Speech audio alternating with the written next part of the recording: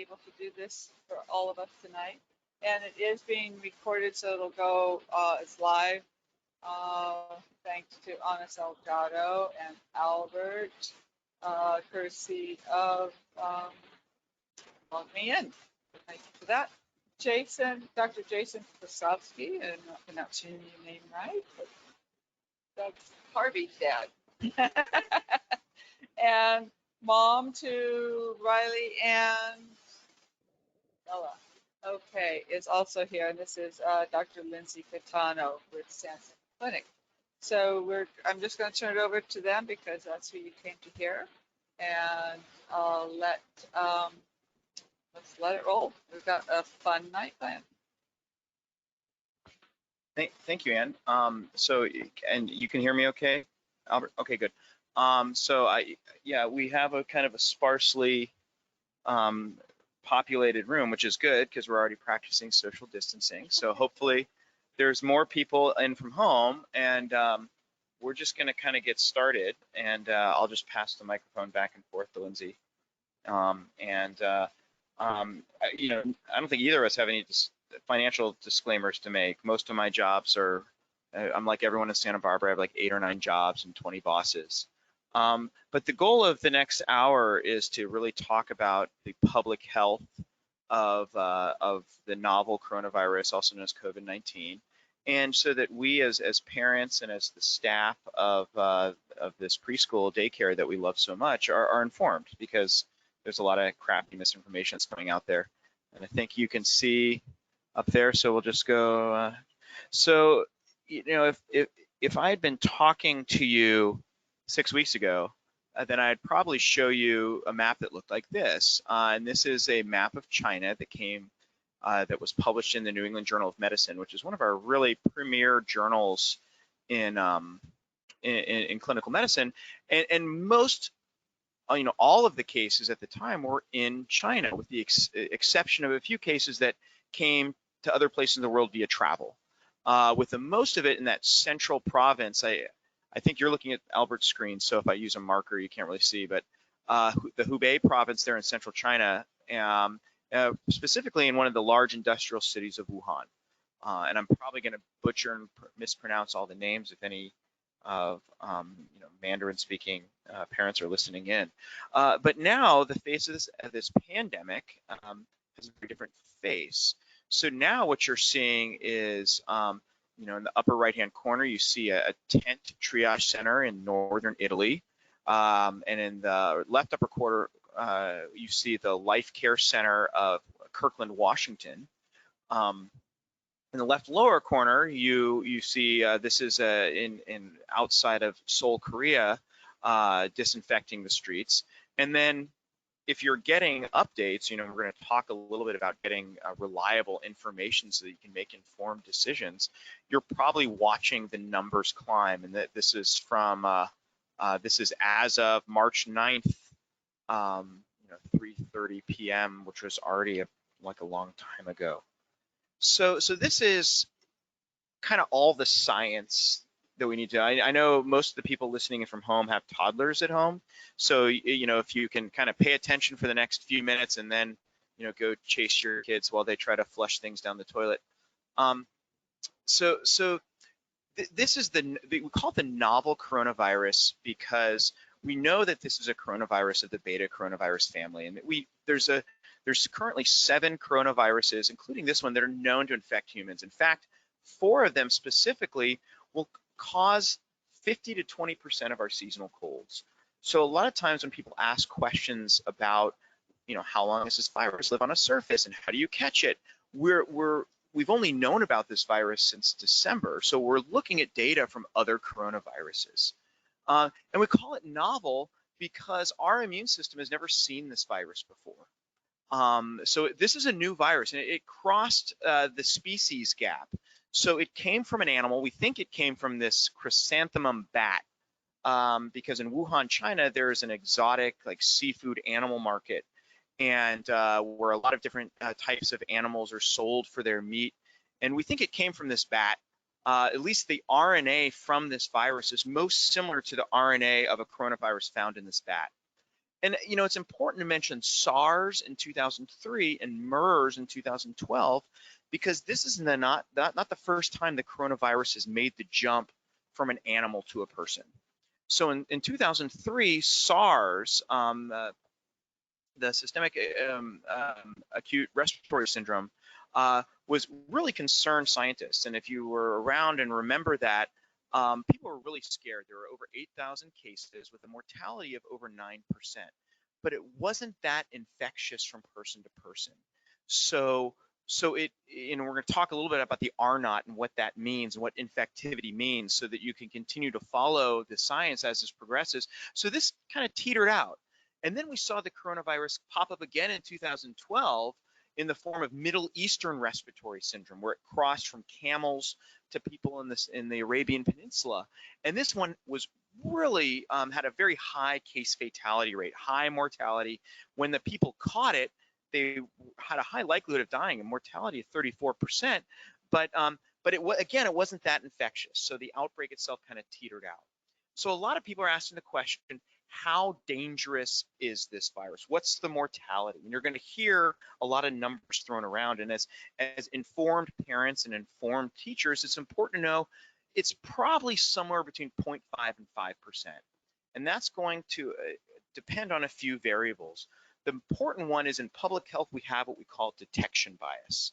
And detection bias is, if we're only testing people for the virus when they come into the hospital and when they're in the ICU, then it's going to have a really high mortality, because we're not paying any attention to any of the people that are out in the public that are asymptomatic. So it kind of makes sense, right? So a lot of times you're going to hear the scientists and public health officials say, what's the denominator, right? How many people actually have this virus compared to the numerator? How many people are getting really sick and ending up in the ICU or dying from it?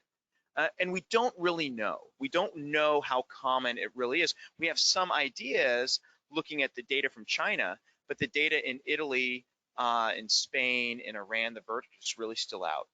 And here in the United States, whereas I'm sure you've been following in popular media, we are not able to access this test as readily as they have been in Korea, which is kind of why, if you look at the Korean data, their mortality is really, really low, because they're testing everyone to find out where it is.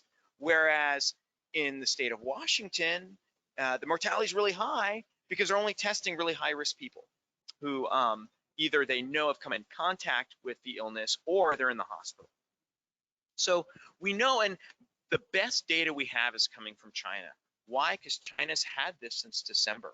We don't have good data from Italy, because Italy's only really been grappling with this for the last week. So when we look at data, this is going to constantly be updated, and I want you as informed parents to continue to watch the data and look at the data and know what you're looking at. So when you see mortality of 50%, look at the methodology by which they got this data. We know that the mortality was highest in the city of Wuhan, because it hit before they knew it was going to hit, and a lot of people were caught off guard. And we know that in mainland China, the mortality is about 0.7%. When you look at the 70,000 cases or so that they've seen in hospitals in mainland China, it's about 0.7%. We know from Chinese data, and if you're interested, if you're a public health nerd like me, I can get you these papers. Just send me an email. The mortality is about 8% in the age 70, 79, and about 15% in age greater than 80, which is kind of similar to what we're seeing in the state of Washington. A lot of the cases that are dying from this disease are coming from nursing homes. And this, I think, is the most important thing to take away as a parent, which is, as of now, of the over 100,000 cases in the world, not a single child has been admitted to the ICU or died from this virus. So our kids are safe. Our kids are safe.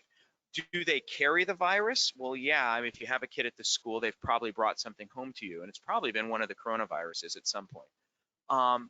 But your kids are safe, so be reassured. And throughout this talk, Lindsay and I are going to kind of go back and forth between being alarmist and trying to have a very, like being concerned, being informed and concerned, and then being kind of calm and prepared. And we're going to go back and forth. And this is the most calming data, is that right now your kids are safe, and our kids at the school are safe. However, if grandma or grandpa are coming to visit sometime in the next week, keep that in mind because grandma or grandpa might not be safe. So in China, and this is where as an emergency physician for me and as a internal medicine hospitalist for Lindsay, when we look at China, 5 to 25% of all hospital admissions have required an ICU, depending on what data set we're looking at. So when we're thinking about scarce resources, that's an important conversation for us to have because you know, we're going to be really busy in the hospital in the weeks to come. In Italy, there's very limited data. The data is kind of messy because Italy is right now in the thick of it. About 20% of their lab confirmed cases have been admitted to the ICU. But it's also concerning when we look at Italy, about 10% of their healthcare workers are either calling in sick or have to be at home because they're lab positive and on quarantine. And that was as of last week. It's probably higher now. So, you know, we're going to talk about keeping healthy and what you can do to keep healthy so that we can kind of continue to take care of our community. So incubation, you're going to hear this thrown around a lot as well. And chime in anytime, Lindsay. So you're giving me the nod of validation. Okay, good. Incubation, we know from other coronavirus infections, it's usually, if not always, less than 14 days. So if you've been exposed by someone who has this virus and you don't have symptoms in 14 days, you're not going to get it. The median is 4 days. So we know that people are being exposed to this and not showing symptoms until a few days later. And we also know that some people are asymptomatic and are spreading it when they're asymptomatic. So this is why it's important, and this is why it's important to really educate our community about the public health message is a lot of us as parents and teachers, we're healthy adults, and we're probably not going to get really dangerously sick. That's the calming part. That's the calming part. The dangerous part is that this is reasonably infectious, and there's a good chance we're going to be asymptomatic and spread this to someone who can get very sick. And that's where we need to be mindful of our neighbors and of our role in our community. Well, yeah, you know, I feel weird because I'm kind of talking to people at home and talking to my community. So yeah, you know what I'm gonna do is I'm totally gonna turn around and oh my gosh, that's so much better. Although now you have to look at my face instead of the back of my head. So, so sorry, people at home, I just dropped the microphone. Okay, yeah, I want to be able to hand it to Lindsay when she has a moment of inspiration. That's about it. So you're going to hear this R0. We call that the R naught. And this in public health is how infectious an illness is. So R naught is a measure of contagiousness. So an R naught of 1 means that for every one person who has the disease, they're going to spread it to one other person. Okay? If the R naught's less than 1, then the disease at some point is going to taper out. So something like Ebola in Liberia had an R naught of like 0.9. So we knew that if we just got people educated enough, it would eventually taper out, and that's what happened. Something like measles, and I'm obviously very passionate about keeping my community safe and vaccines. Measles has an R naught between 18 and 20. For every one case, they're going to spread it to 18 to 20 other people, which is why vaccines are so important. So you're going to hear the R naught. We don't really know what the R naught is because, again, this disease has only been around since December. We think it's somewhere between 2 and 3, probably closer to the lower levels of 2. Does your UCLA data is pretty similar? Okay, 2 to 2.5. Okay. We know that from previous other coronaviruses, it's droplet spread, which means when you cough, when you sneeze, little droplets of saliva are going to have virus on it, and they're going to spread. And that's usually a 3 to 6 foot range. We also know that this virus does live on countertops and doorknobs. We call it a fomite. And a fomite means that the virus is on some kind of inanimate surface, and then you touch that surface, and then you touch your face. You touch your eyes, your nose, your mouth, and that's a fomite transmission. And we have data. We think that this virus is spread by droplet and by fomite. And we're pretty sure, based on what we've seen coming out of China, that that's how it is. But again, this is an evolving pandemic. So A lot of people are asking about lab tests. That's a really hot item in the news right now. So for the lab test, we use what we call a PCR test, which is a polymerase chain reaction, where we look at the sequence of RNA of this virus, and then we amplify it in the lab, and then we know if you have it or not. And the CDC was for a while the only agency in the country that was doing this test. They released now the California Department of Public Health is doing it, and they have a lab down in Ventura and San Luis Obispo that are doing this test. And as of a couple days ago, local labs like Quest Diagnostics and LabCorp can do this test. You know, it's a new test. You know, any physician or nurse practitioner or PA can order this test. You have to go to the lab to get it. They swab your nose, and then there's a turnaround time, probably somewhere along the order of a few days. So it's probably 48, 72 hours so you get the test result back, which can be a moment of a high anxiety if you've been exposed. Just know that it's not like Hollywood. It's not a pregnancy test where you pee on something, you get your results in a few minutes. So these are the kind of the important things to know as the epidemic continues, or a pandemic continues to evolve. So no questions yet, Albert? We're still going good? Okay, cool.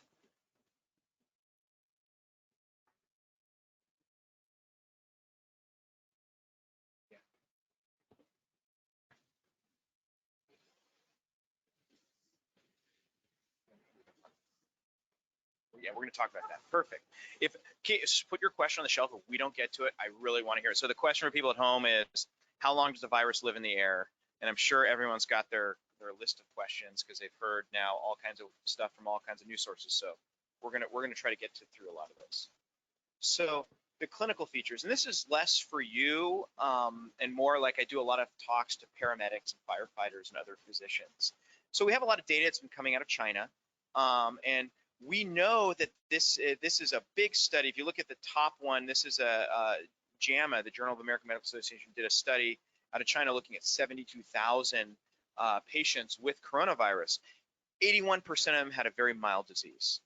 Okay, severe disease about 14%, and a critical disease where they were on a ventilator, they had abnormal blood pressure, or they had multi-organ failure. Sorry for some of the acronyms. About 5%. Case fatality in this cohort was about 2%, so higher than what we saw in Korea. And a lot of that might be comorbidities, might be smoking, and we're going to look at another data set that looks at what do the people that get the real severe disease, what do they all have in common? And just know that a lot of the specific questions you have, like my job as a public health person is to look at the most available data and to interpret it. And I'm going to show you the data so you can see this is updated as of, this was published a couple weeks ago. So, this is really the most up to date we have. Clinical presentation, a couple concerning things. Initially, we thought that everyone had a fever. A big study came out of the New England Journal of Medicine looking at 1,000 patients that had been presented to different Chinese district hospitals. And initially, only 43% had a fever, but 89% developed a fever while they were in the hospital. So, you see people at airports checking temperatures. The reason, this is where I go back and forth. You're going to do this dance with me, being an alarmist, being, okay, we need to be concerned, and okay, we can simmer down and be calm. So this is one of those alarming things, that it doesn't always present with a fever. Okay, that there is an asymptomatic window as this progresses. And then you'll see the clinical presentation after that, it behaves a lot like flu. So this virus, the coronavirus, very little in common with the influenza virus, but the way the symptoms that they have are very similar. Cough, fever, myalgia, which is muscle aches, maybe an upset stomach. Very similar to influenza, very similar to a lot of the other viruses we see during cold season. At about day 8 is when they develop this acute respiratory pneumonia. And we still have, we know that older people are more prone to it. People that smoke are more prone to it. People with comorbidities, with diabetes, with chronic lung disease, such as emphysema, asthma, COPD. People who are immunosuppressed, who are getting chemotherapy, who maybe have had an organ transplant, they're more susceptible to getting this pneumonia. And then when we look for the virus with the PCR, we find it in the nose, the mouth, the sputa, which you cough up. We know it's in the blood too. We don't know, there have been no cases of a transfusion-related transmission. And the question on everyone's mind is it in the stool? We don't think so, but we know that there is RNA in the stool. So that has, we don't think that this is fecal oral transmitted, like a lot of the diarrheal illnesses that your children have probably brought home from daycare to you, because they like to stick their fingers into places and stick their fingers in your mouth. We don't think that this is transmitted by stool, but we don't know for sure. So this is, again, this is this big data cohort. I think, as a public health nerd, I could spend a lot of time on this, but I want to make sure we spend time for questions.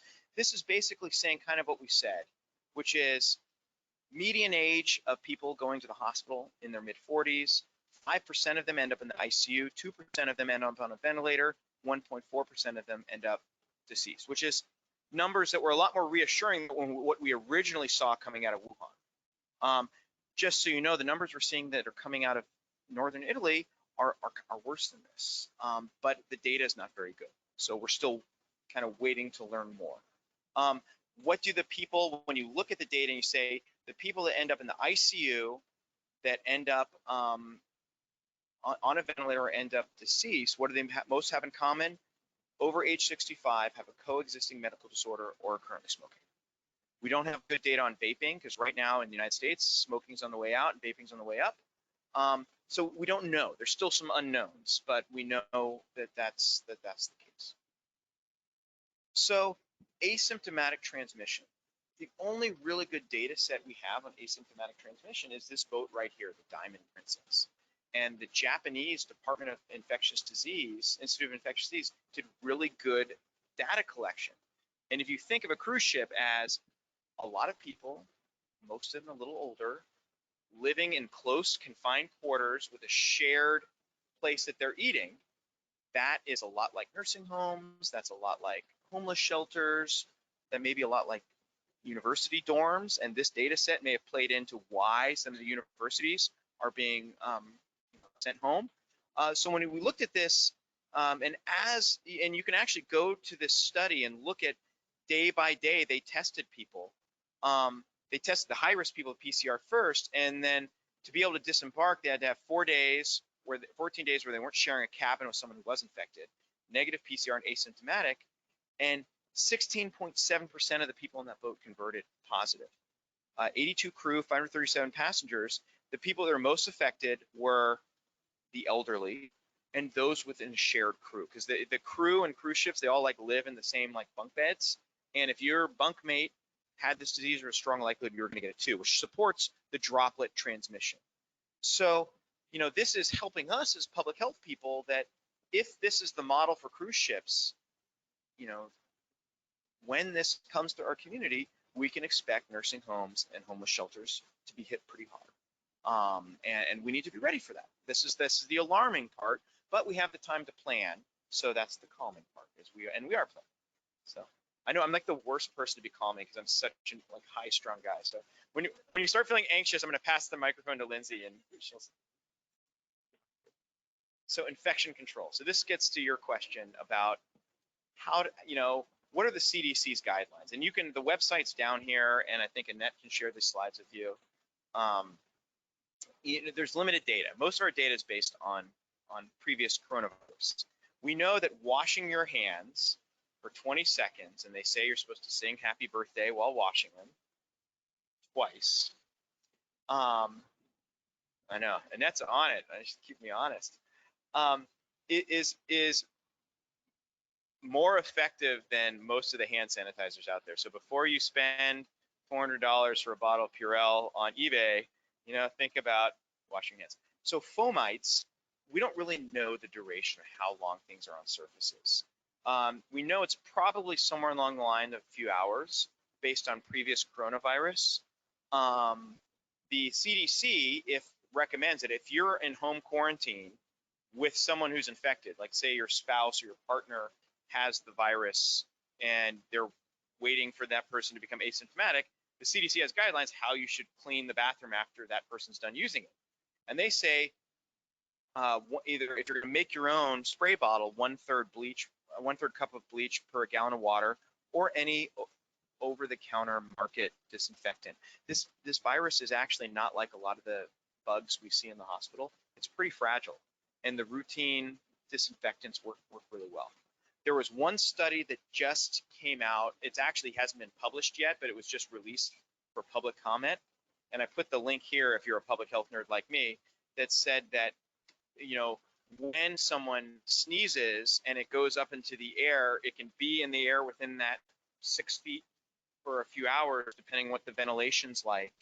But we don't know. It's one small study.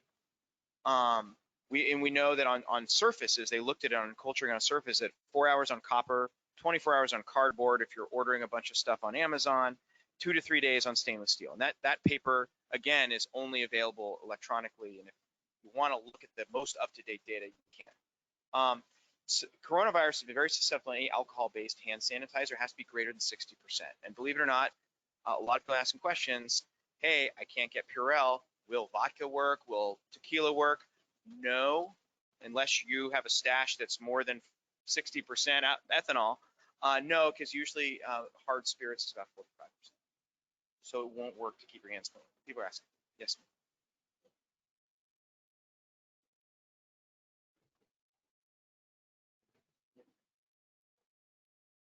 So the question is, you're using a nature-based, called decon, and would that be as effective at disinfecting as bleach? As far as I haven't seen any studies that show that. And I think as a consumer, you might want to start asking for that. I don't know. Do you have any idea?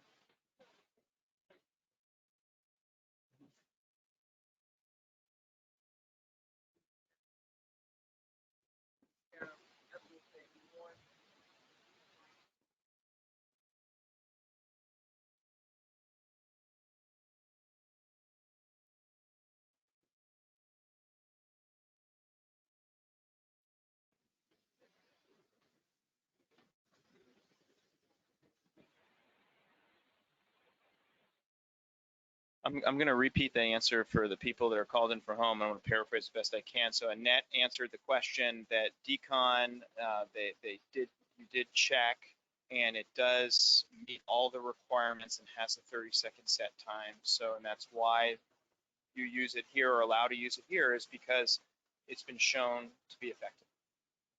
I'm a Western trained science person, so I never tell people what I feel. And if someone proposes alternative medicine or alternative treatments, I always say, okay, well, if it stands up to randomized controlled trials, great, it works, use it. It sounds like this does. So Annette said they did quite a bit of research 4 years ago, and it's good. So I believe. So this is more. Believe it or not, I mean, we're all getting hit with all kinds of information. And if you're like me and you have like a crazy cousin who lives in Ohio who says is a conspiracy theorist and, and is stocking up on toilet paper and camouflage products, the fact Annette says that her team researched this, she's a reliable source. So this is less important for you, but it might be if any of the parents are calling in and they're in healthcare, is that we saw this in China, and we're seeing this in Italy, is that healthcare workers as an independent vulnerable population were very high risk for getting this. So, and this is just some of the data that supports it. This was declared a pandemic today. So the WHO pulled the trigger. It's a pandemic, which releases all kinds of standards and all kinds of funding. And this is also rapidly changing. So if you are looking at this from home, or if you're looking at it, tonight at midnight or tomorrow, a big disclaimer, this is rapidly evolving and some of this could be out of date by the time you look at it. In fact, this is all out of date. I think there's important things to take away from the World Health Organization, and I highlighted them, is that right now we have over 100,000 cases, lots of countries that have it, but a lot of people are recovering. And I think that's the calming part, is that this is not like the zombie apocalypse in the TV shows, is that people are getting sick and they're getting really bad viral illness, and they're recovering and they're getting back to their lives. Mainland China is starting to see a slowdown in people that are catching it. So, and we'll talk a little bit about China. Their methodology of controlling transmission is pretty authoritarian and pretty significant. Um, and, you know, like it or not, you know, whatever your political or philosophical or emotional beliefs are, um, it's effective at slowing this down. What we're seeing in Italy is a spike that is really scary. Same in Iran. Korea, their methods are working. They're starting to slow down their transmission. So, you know, as information begins to become made aware, just know that we in the hospital, in public health, in the clinics, are looking at the data critically. We're trying to look at good data. We always want to make informed decisions about what's working and what's not in slowing down transmission. It's important. Two things I put on here. You see the USA, we have over 1,000 cases in our country, but also we have not been testing the way Korea has. So our denominator is probably higher. We have a saying in public health that if you lose your keys and you only look for them in rooms of the house which have lights on, you may be limiting your ability to find your keys, right? And right now, if we're only testing people that meet very strict, rigid criteria that show up to the hospital or have financial resources so they can take a day off work, have the insurance to go to the doctor to get the test, if that's the only place we're looking, then there's probably a lot of cases that we don't know we have.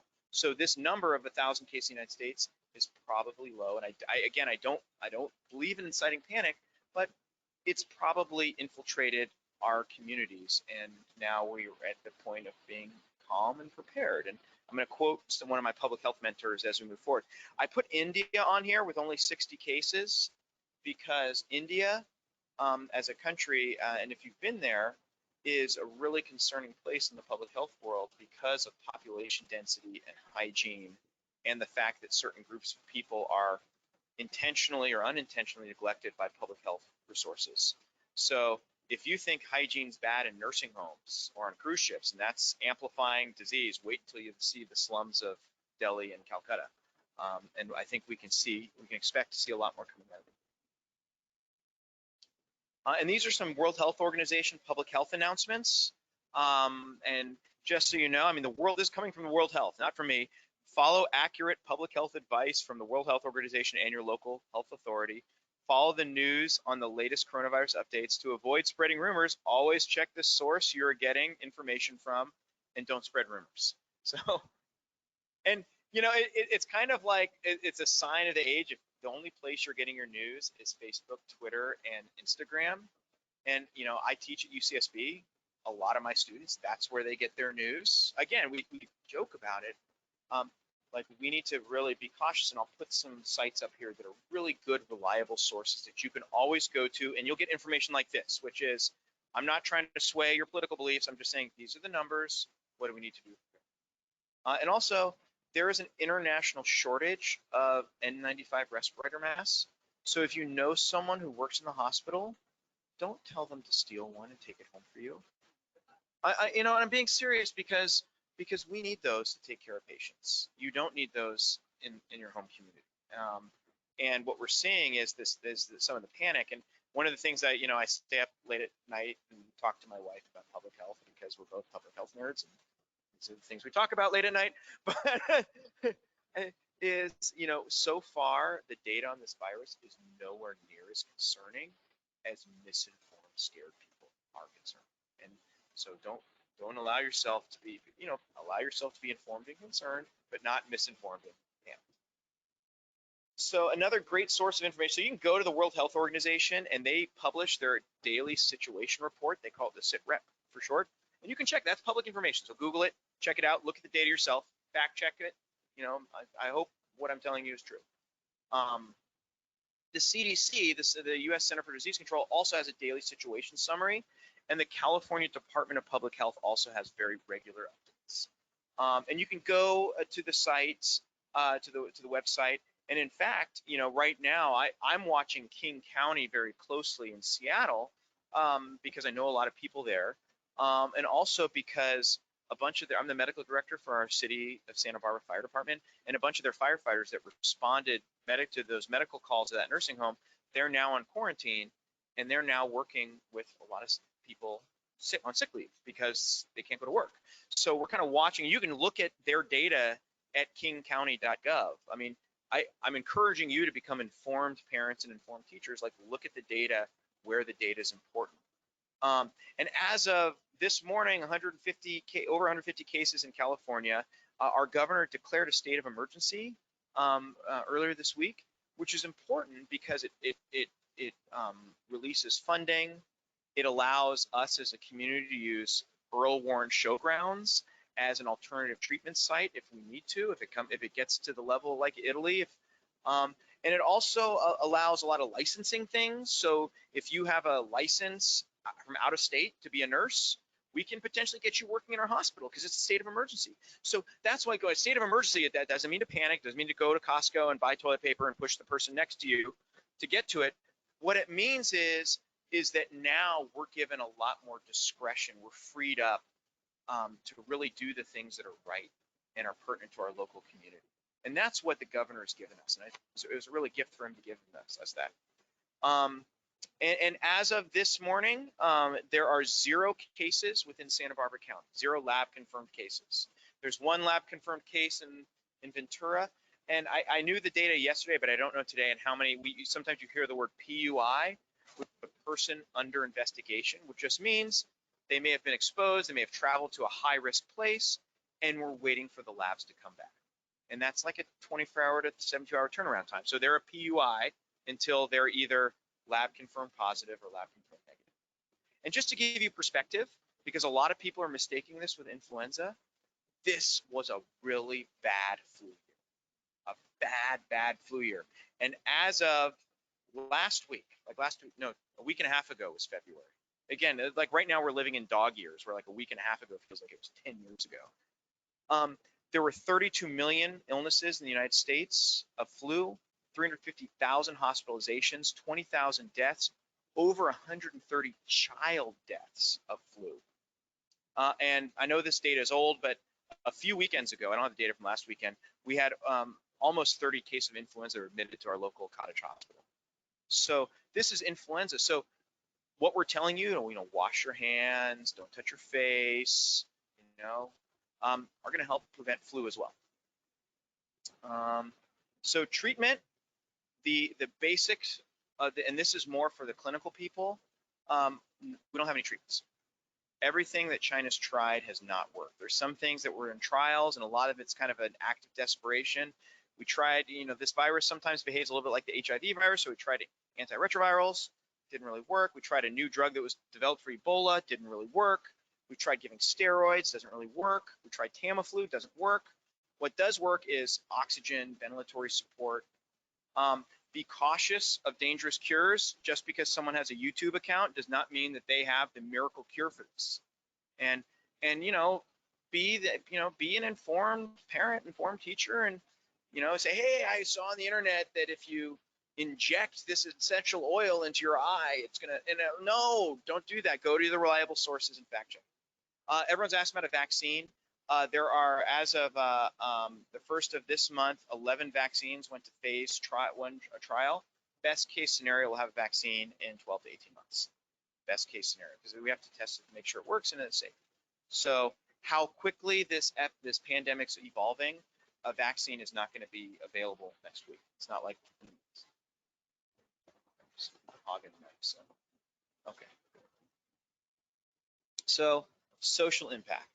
This is a busy slide, but I think it's important to acknowledge. And again, what this says is, right now, from what you've seen, it's a little bit worse than flu, but it's having huge impacts on social behavior. And the social impacts are definitely going to impact your life, right? It's a pandemic as of today. Right now, I see Annette in the hallway, I want to give her a hug. I'm saying, I got to give her an elbow bump. We're trying to limit handshakes. The French Minister of Health is trying to limit kissing on the cheek. Like, this is a national priority. And we joke, but this is like how this virus is spread. So stock market, I'm not a finance guy, but the stock market has been going way up and way down. Why? Because people are scared and they're uncertain, right? And when people are scared and uncertain, the markets go all over the place. And right now, we as a nation are asking some tough questions. You know, we're like the CDC is telling people, don't go to work if you're sick. Here in Santa Barbara, a lot of people live paycheck to paycheck and work in the hospitality industry, waiting tables and bartending. And if we tell them to stay home, then they're not going to get paid. And, you know, so they don't get the virus because they stay home if they're sick, but now they're slowly dying of poverty. So, I mean, we have to we as a society have to ask some really tough questions. You know, and right in Italy, the whole nation of Italy is on lockdown right now. And hospitals are totally overwhelmed. They're treating people in corridors and in tents. And this is, you know, this is not alarmist. This is happening. A lot of international conferences are being canceled. South by Southwest in Austin is canceled. A lot of the parents who are maybe academics and look forward to their big international conference, it may be canceled, and that affects research. It has long-term effects. Japan has shut down school for the month of March, and there's discussion whether or not to shut down the Olympics, and that has big effects for our morale and our national pride. And you know, we're talking to a school right now, so if schools shut down, you know, we have to think, okay, you know, I got to go to work. You know, Lindsay and I have to go take care of sick people. Who's going to stay at home and watch our kids if Gray Door and where's Stella's and Green Door, if they shut down, who's going to want? And so we're starting to talk to our community like, hey, if a public health emergency is declared in Santa Barbara and the UCSB daycare center shuts down, how can we come together as a community to make a makeshift daycare? And no one wants the doctor's kids to be in their little daycare co-op. So that's our issue to deal with. But when I'm talking to firefighters and cops and nurses, like this is the message I'm telling them, like this is probably gonna happen. I mean, it'd be great if it doesn't, but we should start planning for what to do if it does and start coming up with these social networks so that, because for the cops and the firefighters and the nurses, like we still need to go into work and take care of our community. Like working remotely is not an option for us. So, you know, we need to have those conversations. And if some of the people from home are listening in and they're in that situation, you may not be able to work from home, and start coming up with a plan with other people. You know, now's the time where we should start sharing, like, you know, I know who Harvey's friends in Gray Door are, and you're darn tootin'. I'm going to start talking to the teaching assistants and, you know, and the other parents in his class to see like, hey, you know, let's shift different living rooms on different days. Like let's come up with ways we can come together as a community and be prepared, be informed and prepared. So supply chains are going to be impacted. We already know that China is going to stop making certain manufactured medications because their factories are closed. And guess what? The places that don't make them in China, they make them in India. So we need to get ready that some of the things that we need might become on short supply. So think critically, get home with your partner and your family and talk about, I'm not talking about toilet paper, but if there's certain medications that you need, now's the time for you to call your doctor and say, hey, you know, I usually carry a 1 month supply. Can you call me in a prescription for 3 months, right? This is being prepared, right? So Korea has shut down, is so organized, has shut down their schools, their churches, all the public gatherings. And, you know, I'm not a faith-based person, but a lot of people rely on their faith that they go to every week as a community to find purpose and meaning and to kind of decompress some of the social anxiety. And if we shut down churches and synagogues and mosques and temples long enough, that social anxiety is going to bubble to the surface. So we need to start thinking about ways that we can find purpose and meaning in our lives if we have to socially distance. And again, doesn't mean go stock up on ammo. It means like talk to other people in your congregation and say, hey, you know what? If our church gets shut down, maybe we can get into small groups of Bible study of people of 5. You know, like the ways you can be informed and concerned. China restricted 500 million people, and they locked it down. They shut down public transportation, the trains, the buses, the factories, the schools. They made it against the law for public gatherings. It was martial law, and the virus still spread. Now it's starting to work. Their spread is starting to slow down, but we're not going to be able to do their draconian measures. Wuhan's the size of Chicago, right? We're not going to be able to lock down Chicago the way that they locked down Wuhan. So we need to be ready. Saudi Arabia, this kind of goes to my previous point about faith. Saudi Arabia is suspending visas for people going on Hajj, and for those who practice Islam, one of the great pillars of Islam is to go on pilgrimage to the holy sites in Saudi Arabia. People save up their whole lives to do this. Now Saudi Arabia is saying, no, we don't want to spread the disease. And that's going to impact people. And it may impact people in your community. California declared a state of emergency. Washington, as of today, no social gatherings, less than 200. I mean, our Bill of Rights is the freedom of assembly, right? So, we're starting to think critically about us as a society.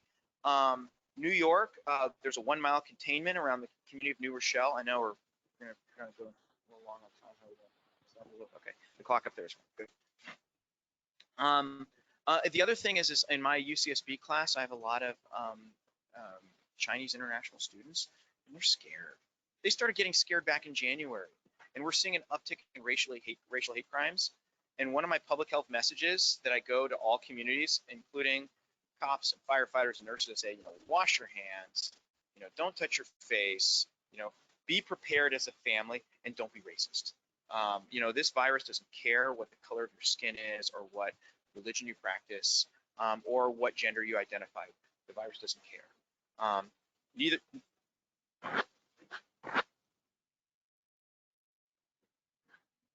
Correct. So someone in one of our teachers, it looks like, said it doesn't care if you're poor or not, because Tom Hanks just tested positive there in Australia. It actually kind of does, because if you're poor, you're probably going to have a worse outcome. That's the only difference, because poverty may not affect the virus, but it does affect your access to health care, your access to sick leave, your access to medication. So it's better to be a movie star with Oscars on your shelf than it is to be a low-wage laborer in our community. And as you already know, all of us as UCSB professors, we're teaching remotely. We canceled class to try to social distance. I'm going to show the graph. I'm probably going to skip a few slides so we can get to it, because I want to talk a little bit about, you're going to hear a lot about this in the news over the next few days, blunting the curve. So we're going to talk about that. So Santa Barbara, we're not allowing cruise ships to disembark here, and we're recommending social distancing. It's not mandated, but if you can work from home, you probably should. Now is not the time to go to a big crowded rave party. Start thinking, about how you can adjust your behavior, and everything is a risk benefit. If you have to go to if you're going to have a big meeting, like for me, I still have to go to a crowded waiting room in the emergency department, right? Like I can't socially distance that. But for me, the benefit of me doing it exceeds the risk of the gathering. And everything you do is going to end up being a risk-benefit discussion. So everyone's stockpiling supplies. That's what they're doing. Point Mugu in Ventura, and this less for us, more of our brothers and sisters down in Ventura. There people that are being repatriated who are lab positive are at the military base at Point Mugu, and that's really causing anxiety. If you live in Ventura and commute up to Santa Barbara because you can't afford to live here, that might be impacting you. And just get your information from reliable sources. I put this in here: distrust in the healthcare system and government agencies, because I work at a hospital, I work with public health, I work for the fire department. Now more than we've really ever seen it, people don't trust their doctors, they don't trust hospitals, they don't trust cops, they don't trust public health agencies. Everyone's got a conspiracy theory, and now more than ever, we really need a trusted source of information. So, one part of our challenge in being in clinical medicine and public health is to be the calm voice of science and to get people to trust us. Right now, everything's politicalized, so this virus doesn't care your political affiliation, and it was not designed in a lab to bring down the current federal administration. So it's here, and for those of us in public health knew something like this was coming for a long time. As we as a civilization have been encroaching on natural habitats, in the age of globalization, we go anywhere to anywhere within 24 hours, we knew it was just a matter of time. And that's, for those of us that study public health, we've been preparing for this. So this is one of my public health heroes. I'm going to read, and you've probably seen him because he's been on the media a lot. He was on 60 Minutes Sunday. As a public health student, I studied him and his response to the HIV epidemic in the 80s. And it was very similar. When it first came out, for those of us with gray hairs remember it, we were really scared. And we were also really prejudiced towards towards homosexuality, Haitians, and IV drug users, because that population had a higher predisposition to illness when it first arrived. And we're seeing something very similar because there's a lot of uncertainty, and uncertainty makes people scared. And Anthony Fauci wrote this in the New England Journal of Medicine, which is one of our big journals of medicine, about a week and a half ago. And he's basically saying containment's not an option. It's here.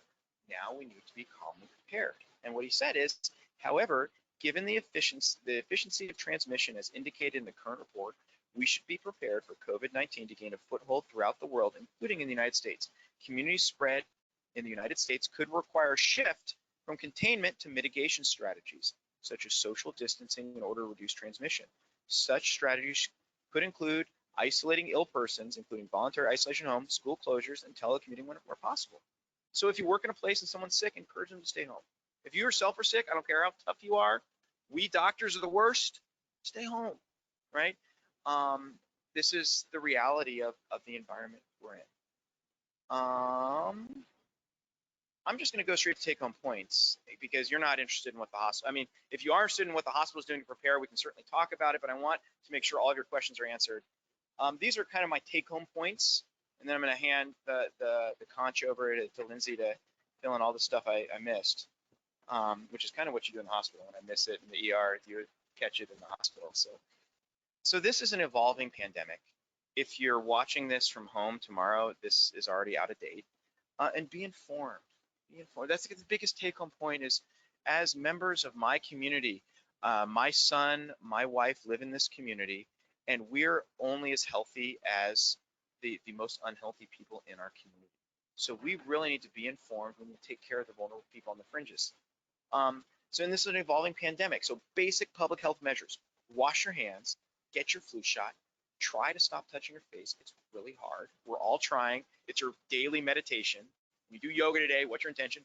I don't want to touch my face. All right. Social distancing, and this is hard because, you know, I come from this big Eastern European family, and we hug everyone, and this and that, and it's hard to condition yourself to say, at least for now, we need to stop shaking hands and greet people with a smile and a bow, maybe an elbow bump. We can still show our joy of running into our friends on the street and respect without potentially contaminating them, right? Work from home if you can. A lot of us can. Work from home if you can, and canceling unnecessary events. Everything is a risk benefit. Like for me, everyone wants the answer. Everyone wants that. What's the answer? In public health, everything is a game of probability. And the reality is that this virus has an R naught of 2.2. So where can we trim the fat? Where can we cut socializing where we can still have a meaningful, purposeful life, and still be able to engage in the joy of the companionship and camaraderie of our peers, while still trying not to fuel this epidemic. And understand, a lot of the parents, if you have a toddler, know that none of this applies to toddlers, and your child's still going to stick their hands wherever they want to and then in your mouth. And this is what I said before: frightened, selfish, misinformed people at this time in the United States are currently more dangerous than others. So do what you can to not be selfish, and to be informed, and to encourage your community to be informed. Right now, personal protective equipment, PPE, is on international shortage. So we're telling all of our hospital and pre-hospital people to wear eye protection gowns and N95 respirators. Please let us have those N95 respirators. We need it to do our job. And it's probably not going to help you that much. A lot of people ask us about masks. Those little paper masks that you get, they're not great at keeping the virus out, but if you're sick, it helps keep the virus in. So if you have this disease, you're less likely to spread those droplets if you're wearing one of those masks. So if you come to the hospital, we're probably going to put a mask on you because we want to keep ourselves safe. Don't give us attitude. I had a patient the other night that said, "Oh, I'm claustrophobic, I can't wear it." I said, "Well, I can't see you unless you're wearing this mask. I'm sorry, I have to keep our staff safe." So anxiety, hysteria, and hopefully I've done my best to balance that delicate dance between sounding the alarm, like it's probably here, we're just not testing for it enough to know it's here, and we're just waiting that 14 days for it to really show up. But also China, through their draconian measures of behavior control, gave us time. They gave us time to prepare. What are we doing with that time? So Santa Barbara Department of Public Health, they have a 24-hour access line staffed by nurses. So if you think you may have been exposed, call that line.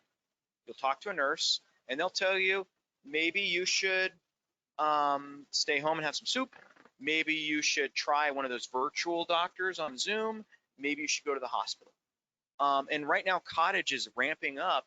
We have this new kind of virtual urgent care where you can dial a doc on your laptop.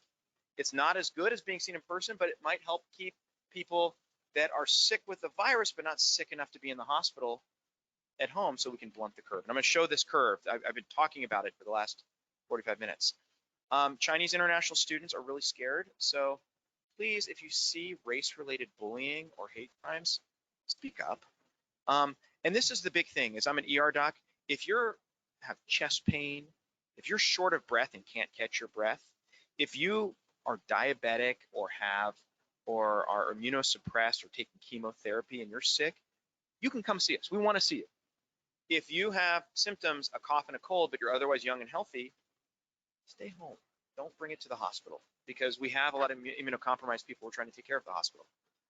And just know that if you stay home, your child is safe. There aren't any cases yet. And I hope there aren't any. But in all the data we've seen, we haven't seen any cases of children. So children are safe. And this is the other important thing, is absenteeism. So if you're a boss, if you're a manager, expect sick calls. 25% of the Kirkland Fire Department is right now at home when they should be out serving their community because they're in quarantine. So, and this is what I'm telling our firefighters and our police officers, like, what can we do to keep ourselves safe? What personal protective equipment can we wear so that we can continue to serve our community? And then childcare for school closures. Annette and I were talking about this before. You know, as of right now, our kids are getting this amazing education from the teachers and TAs and their classmates here. We love it. You know, the time may probably come where it's going to close, and we need to recognize that's being done for the public good, to try to lower the transmission rate. We need to continue to support our teachers so that they don't get too economically hit during closures, and we should probably be talking to our co-parents about how we can you know, kind of find little quasi makeshift MacGyver daycares. So this is the great social distancing risk mitigation curve. I told you it was coming. So in an outbreak, it's all about the timing. If everyone gets sick at the same time, because we don't wash our hands, we give hugs freely, we share spoons, we cough on each other, then everyone's going to get sick at the same time. It's going to spread really quickly. If it spreads really quickly, it's going to overwhelm our current healthcare system in a major way. And then what's going to happen is the people who are really sick and really need healthcare, they're not going to get the resources they need, because everyone needs the resources at the same time. If we engage in social distancing, if we're self-disciplined as individuals, as a family, as a community, and I don't know if you can see that curve to the right, it's blunter. And people, the spread of disease slows down, and it becomes, instead of a sprint where people get sick and die, it becomes a longer marathon.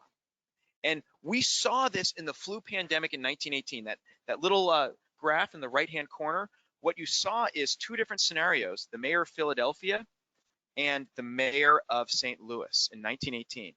So there was a big parade, and the mayor of Philadelphia said, you know what, we need a parade for morale. So he had it. And everyone, the thousands of people that attended that parade, all got sick and overwhelmed their hospital. And that's, so the curve to the left is Philadelphia. St. Louis said, you know what? I'm canceling the parade. I'm the mayor. I'm going to do it. And look, if you actually look at the area under the curve, about the same number of people got it, but the community was able to absorb the sick more effectively and respond more effectively. And this is us, the collective we, our community, we do this together by being self-disciplined and engaging in good public health practice. So this is, as of this morning, the Santa Barbara Public Health Department, and you take a screenshot of this, This is the public health portal, which has updated information. It's all reliable and it's all here. So if there's a public health order about school closures, it's going to be posted here. So when it comes to COVID-19, you don't need Twitter anymore. You've got the public health portal. All right, it's going to know before Twitter does. All right, everyone got your so. And this is, you know, this is all of us working to try to make you as informed. And share this. Say, hey, check this every day when you wake up. These are my favorite sources for reliable information. These are all, none of them are political. None of them are going to tell you to stockpile anything. The World Health Organization has a daily situation report. The CDC has a daily situation summary for both healthcare people and lay people. The Santa Barbara Department of Public Health portal. I mean, that's the, if you're going to check one resource, check that one. Johns Hopkins School of Public Health, you can sign up and it'll send you a daily email, which gives you sort of a summary of everything. So if you're a public health nerd like me and you want to know what the government of Korea is doing to contain the outbreak, that's where you can go. And then the ones below, these are all of the, like for me and Lindsay, all of us public health nerds, we check these journals all the time. And some of it is going to be bench science, and some of it you might get a lot of. So I have a gallows humor. The memes are hilarious. So, you know, feel free, still laugh. Laughter is still good medicine. It's good for you to laugh. You know, don't be so serious all the time. And then at that, I know this is like this right up, like the CDC saying, wash your hands, don't touch your face. And then there's this picture of this guy with his kids touching his face. Like, yeah, right. So cruise deal, buy 1 week, get 2 free. Promo code Corona. And then, you know, I always, you know, I used to work for Doctors Without Borders before moving back to the States. So I always like to give just an acknowledgement of those that really, that have put themselves truly into the line of fire. And this is Li Wenliang, who was the first whistleblower of this in Wuhan, who died from this virus. And I hope you'll help me, like, immortalize him as a hero, because China, as an authoritarian state right now, is trying to make sure that they don't know who he is. So, you know, this is kind of like, so anyway, sorry, I get emotional sometimes. I have a son. So anyway, anything to add, Lindsay?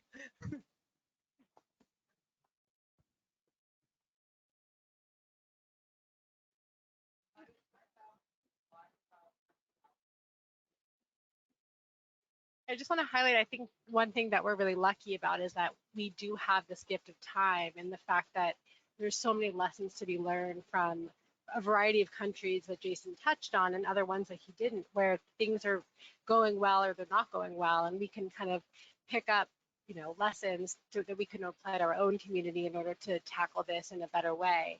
You know, and just speaking kind of as a Santa Barbara person, you know, I think there's a lot of fear in the community around testing. Why are we not testing for this? And, you know, those decisions are obviously being made at a policy level. But one thing to rest assured is that we do have an immense number of resources in this community to be able to respond to this. You know, our hospital is very well equipped. We have a tremendous amount of negative pressure rooms, which are the type of hospital rooms you need if you're very sick from this. Disproportionate number compared to other communities. And so even though stockpiles are short and supply chains may go, we are fairly well equipped to handle kind of a big emergency or a pandemic. And so I hope that walking away from this, you feel like, you know, you're in a community that will come together to face this no matter whatever comes.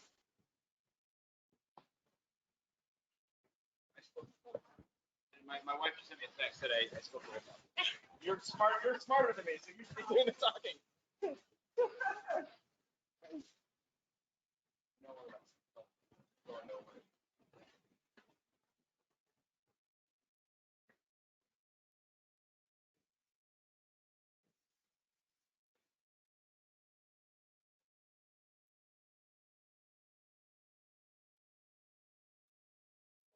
I mean, I would just say to, you know, to the extent that it's possible in your life to avoid large crowds, large gatherings. You know, if you're showing up at the gym and it's a room this size with 200 people, that's probably not the class you want to be in right now. but yeah, I think as long as you have a decent amount of space around you and you feel like you can breathe and the next person is not breathing on you, then it's probably okay. And I think this is a classic example of that risk benefit, because for us to be healthy, we have to eat healthy and exercise. And I mean, if we stop exercising, we might make ourselves more susceptible to getting sick. So you have to find that risk benefit, and maybe, still going to the gym, but not during peak hours, or maybe not do the big pickup basketball game where everyone's there at peak hours, but still doing an exercise regimen. And if this is something you need to do to be healthy, then know that maybe going to the gym, the benefit exceeds the risk, because there's no such thing as 100% benefit or 100% risk. And that's why we all have to ask ourselves these individual questions, because I have to exercise every day. Otherwise, I'm a miserable, grouchy person and no one wants to be around me. So I'm just gonna have to find ways to do it that aren't gonna be and put in a position where if I get exposed to this virus, that I'm not gonna give it to someone else who may be more vulnerable. Because most of us, not all of them in the room, we're pretty low risk when it comes to the real severe illness.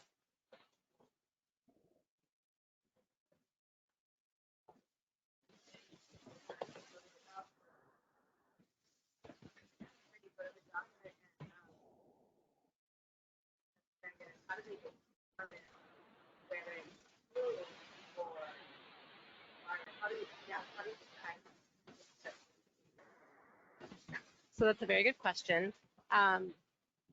So typically, if you have flu symptoms, then you will be tested for the flu because it's very common and prevalent in our community. So being positive for the flu, getting a positive flu test, gives us an alternate explanation for what could be going on. It is possible that you could have the flu and this virus that we've been talking about, but it's probably unlikely that you're co-infected with both. So if you test positive for the flu, that's great, because then we know what it is and we have a treatment for it, okay? If you don't test positive for flu, then testing is currently being done through two different avenues. One of them is through the health department, the local health department, meaning, a healthcare provider has to request a test through the health department, and the health officer has to decide that, yes, we will test this person because of X, Y, and Z reason. Or a doctor could order a test for this through a private lab at a cost of what I've heard of $2,000 to $3,000. So as you can guess, those are being done few and far between.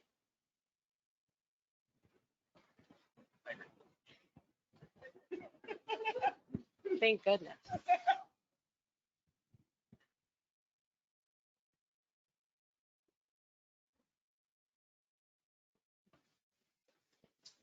So I don't know the specific epidemiologic data on the tests, but they are done through a PCR, which are kind of the most effective tests that we have available for these types of specimens. They're done through a nasopharyngeal, like a nose and mouth swab, and the provider obtaining the test is supposed to be wearing an N95 mask to prevent their own exposure to the virus. And so they're as good as what we have, but just like everything, they're not going to be perfect, and there's going to be false positives and false negatives.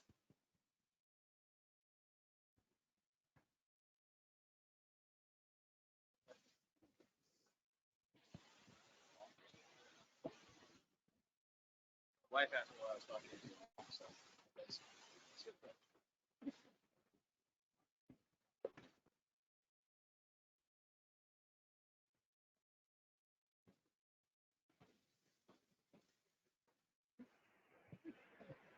So the previous question that was asked was, have the tests been checked for type 1 and type 2 errors?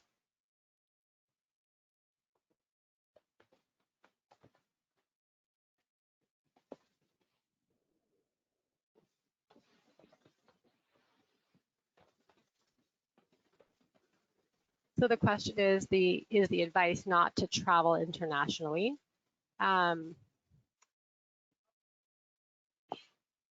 So a lot of people are asking, because we're moving into spring break and we have summer coming up, and a lot of people have invested in vacations and holidays. everything is a risk-benefit ratio. And that's my advice. I never tell people what to do. And I kind of talked about this analogy earlier. Like, if you're going to a bachelorette party in Milan, Italy, maybe now is not a good idea to go. But if you're traveling to see some relatives outside of Seattle because you have a relative that's sick and you only have a limited amount of time, then the benefit might be worth the risk. So my advice when people ask about travel is know that cruises are high risk. Certain places in the world right now are higher risk. And if, depending on why you're traveling, you know, maybe the benefit for your family, for your profession, for your spirituality, for your soul, is worth the risk. In which case, you live your life as you're going to live your life, but do it mindfully and do it consciously. Like, a lot of people are saying, is the advice not to travel? Well, some of us are still going to need to travel. You know, I mean, some of us still need to attend weddings and funerals, and you know, and some of us have relatives that are having children, and we want to be there to help. So, you know, we have to weigh the benefit, the purpose, and the value of that travel versus the risk of exposure. And that involves a lot of self-reflection and ask yourself a lot of tough questions.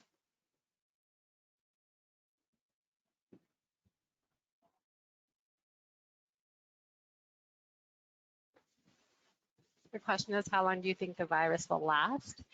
So I think Jason touched on the fact that, you know, the coronaviruses are a family of viruses. I think there's 7 of them, and 4 of them are coronaviruses that we routinely test for on a respiratory panel when people are sick.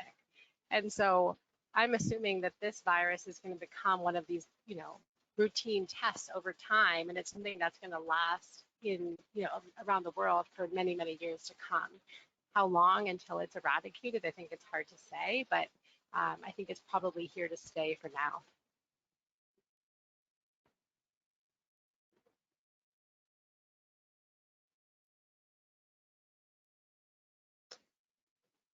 Right, and so this question was, the vaccination will take quite some time to come out, a year plus, and so what do we do in the meantime? Even when the vaccine is available, which I'm hoping it will be soon, like the flu vaccine, for example, we still see thousands and thousands of cases. You know, the vaccine helps to mitigate more morbidity and mortality significantly, but the virus will still probably be around once the vaccine is here.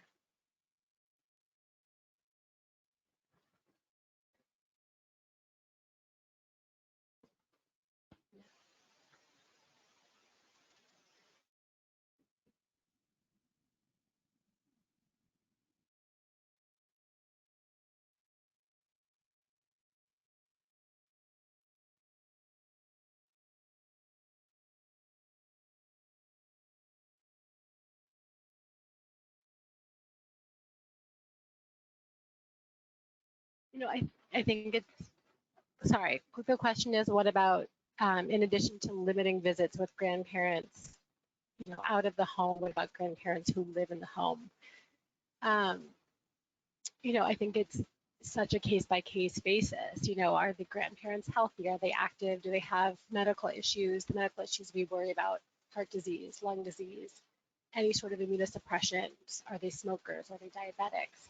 You know, checking one of those boxes versus checking every box would kind of lead me to feel more or less comfortable in that environment with my kids.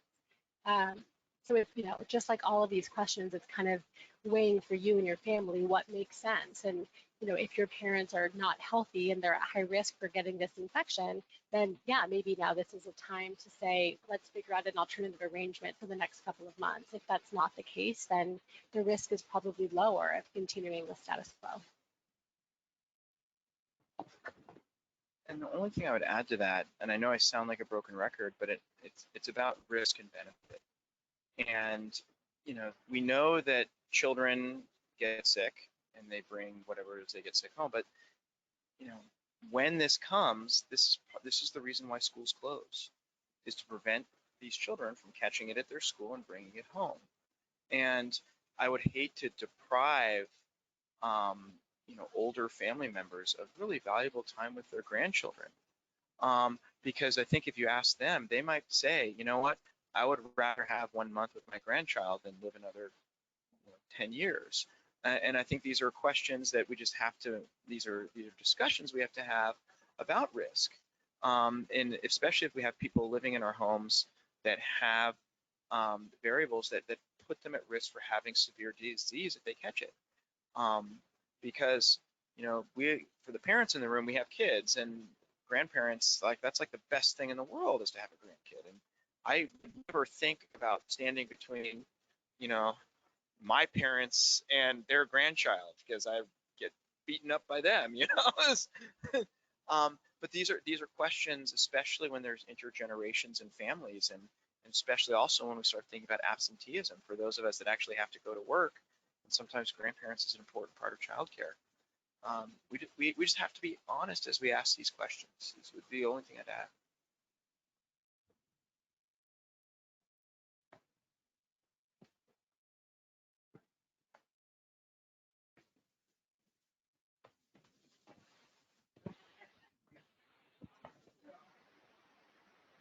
Yes.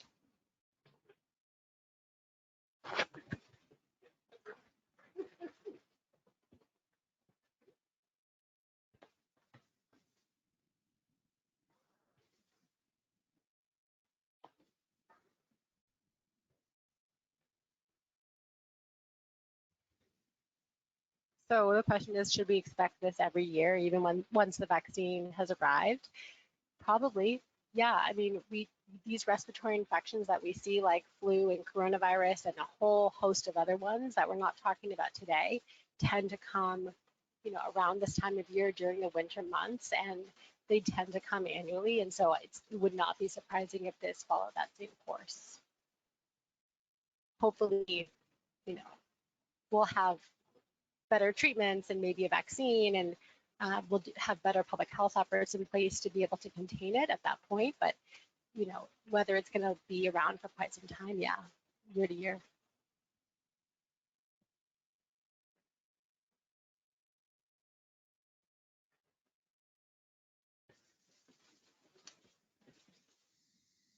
The question is, can you catch this virus again, or can you become immune? And I think there's a lot of talk about kind of herd immunity in the community. And if you're exposed to something, does that mean if you get it again, it will be more mild, or maybe you won't get it at all? I think those questions have not totally been answered for this yet. People definitely can get the flu multiple times. And so I would suspect that it would be similar, but I don't know for sure.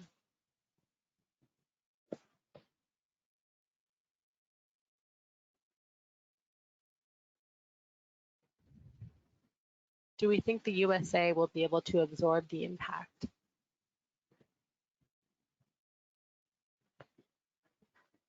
Yeah, I think we will.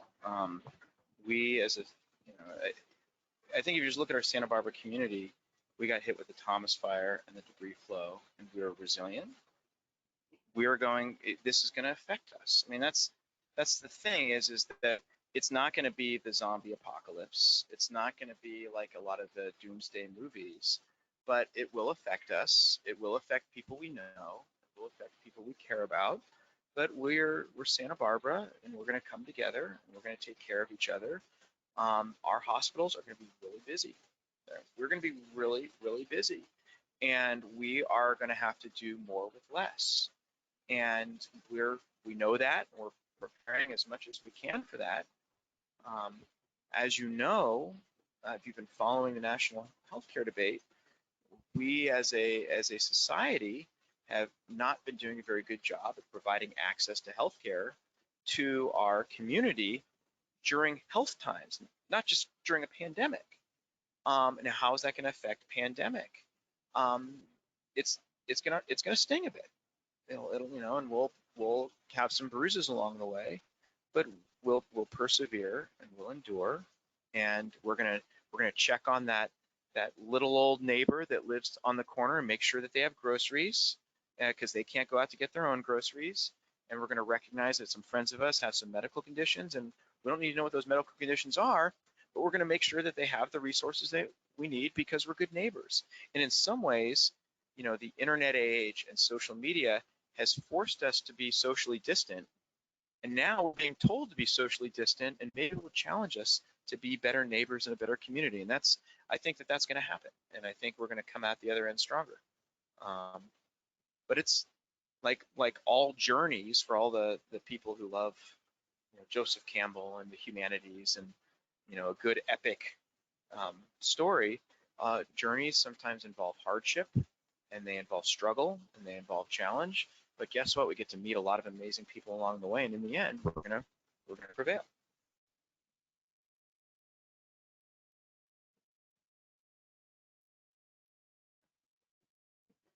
I'm sure everyone wants to go home for dinner and read stories before their kids go to bed. I'm like, gosh, when is someone gonna start like giving me nasty stink eye to stop? Any other words? Thank you all for coming.